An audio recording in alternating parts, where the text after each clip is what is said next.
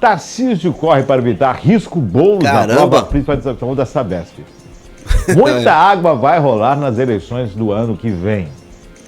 Há um motivo extra para a pressa do governador Tarcísio de Freitas, dos republicanos, na privatização da Sabesp.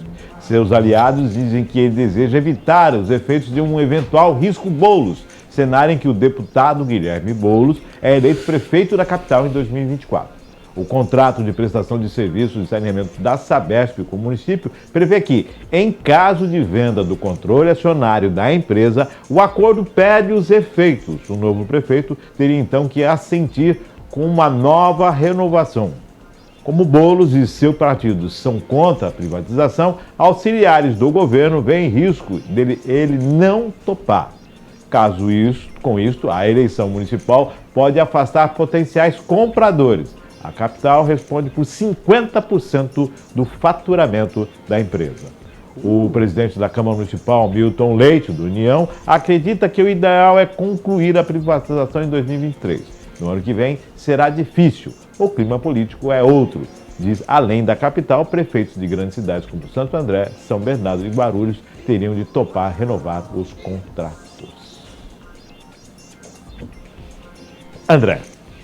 Então, Márcio, isso de privatizar a Sabesp tem a ver também com aquele marco regulatório, né, do saneamento básico. Que as prefeituras... Aí foi uma pegadinha. Foi aprovado o marco regulatório, se eu não me engano, em 2021. Aí os contratos da Sabesp, né, que estavam para vencer, correram e renovaram. Isso aconteceu também aqui em Cubatão. Existe lá um possível débito da prefeitura com a Sabesp, ao mesmo tempo que ela andou fazendo um monte de buraco aqui na cidade e não tapou, né?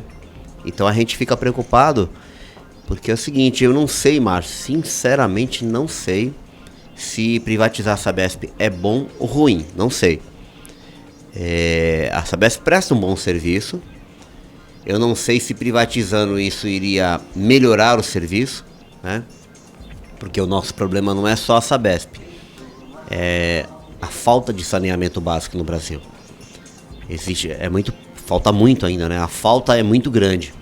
E isso desaba a insalubridade. Privatizou a Sabesp. São Paulo, a capital, responde por 50% do consumo da empresa. Se o prefeito de 2025 não aceitar a renovação, o que ele vai fazer? Quem vai fornecer a água no dia seguinte? Então, cara, Aí nós entramos nessa questão do que é essencial e o que são as estatais. Exato. Aí nós entramos nessa situação. Uma coisa é o investimento, outra coisa é o controle. Exatamente. Então, para vocês terem uma ideia, o rompimento, a Sabesp renovou o contrato com várias prefeituras. Eu não sei se dentro dessa renovação contratual, com as diversas prefeituras que ela o fez, existe essa cláusula de que, olha, foi vendida, o que deve ser uma cláusula que deve fazer parte de todos os contratos. Márcio. Até porque a necessidade de se tratar com igualdade o que é público, né? Então, rompendo, Cubatão vai discutir os contratos novamente, Santos vai discutir os contratos novamente, as demais cidades que não têm um sistema municipal de abastecimento vão discutir. A cidade de Cubatão, no seu início, tinha um sistema municipal de abastecimento. E aí, com o advento da Sabesp, a Sabesp encampou o que já existia e continuou. Então, André, nós vamos agora discutir a eleição e a condução ou não dentro de uma situação de uma estatal vinculada a uma questão apenas política. Porque se é dado o direito desse que está agora de privatizar, é dado o direito ao outro de não querer.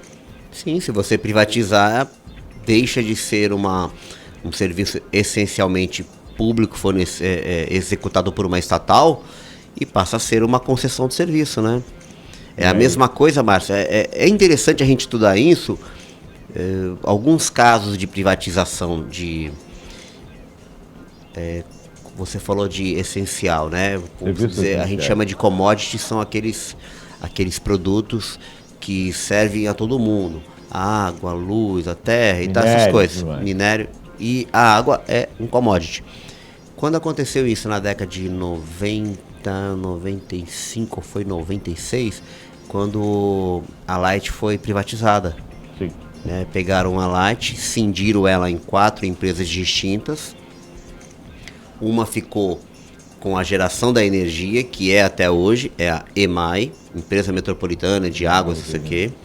Então, como ela ficou com a geração de energia, os terrenos aonde se gera energia também ficaram pertencendo a essa empresa. O caso da Vila, da antiga Vila Light, né? Isso. Lá é EMAI, né? É EMAI. Aí dividiram em distribuição de alta tensão, que é uma outra, CETEP, sei lá o nome. Aí distribuição de baixa tensão e as distribuição nas residências. Não é bem essa palavra distribuição, porque é meio complexo, mas eu sei que são 4. Nós temos o operador do sistema e temos as distribuições em cada um dos seus setores, até chegar na residência. Isso, então aí, quando transformou em 4, o que acontece? A geração é estatal, ninguém mexe.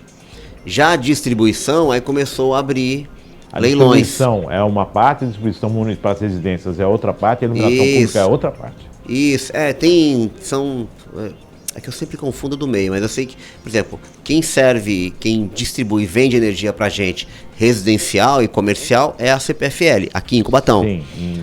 Mas quem fornece a energia, que são as torres, já não é a própria CPFL, é uma outra empresa. Também pode ser a CPFL, porque quando abre, se a CPFL tiver capacidade técnica, ela também pode assumir. Pode concorrer e ganhar essa fatia. E eles pegaram essas fatias e dividiram por regiões, tanto que a CPFL é aqui, vai até Mongaguá, se eu não me engano, e de Mongaguá para frente ainda é a Light, a antiga Light. Lembra? Light não. Eletropaulo. A Eletropaulo ainda existe. Eletrobras, Eletropaulo.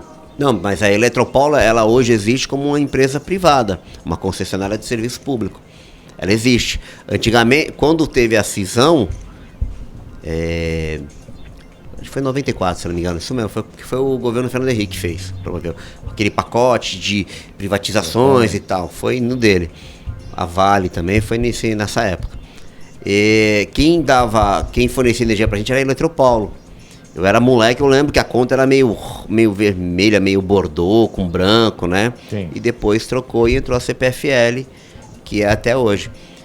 Então, a gente, para poder entender como vai ser esse processo de privatização da Sabesp, da nossa água, seria interessante a gente estudar a privatização da Light. Entender onde estávamos e onde estamos hoje, fazer esse comparativo. E a questão mais uma vez, entra nesse bojo que envolve a política. Por isso que eu sou a favor de eleição tudo de uma vez só. Nada de a cada 1 ano e meio separar porque tem eleição. 10 horas mais 13 minutos, vamos a mais uma matéria. Pau no gato. Incêndio em comunidade na capital paulista. Um incêndio de grandes proporções atingiu a comunidade da zona leste de São Paulo na madrugada desta quinta-feira. O corpo de bombeiros, 20 viaturas foram enviadas para o combate ao fogo próximo ao viaduto Aricanduva. As chamas tiveram início por volta das 4h15 da manhã, na Penha. Segundo o Corpo de Bombeiros, na região da comunidade do Pau Queimado. Ainda há informações oficiais sobre possíveis vítimas do que teria iniciado o incêndio lá na zona leste. Então está aí incêndio na capital. É uma comunidade, né? Uma comunidade. Sim. É bem provável que as instalações não sejam adequadas, né?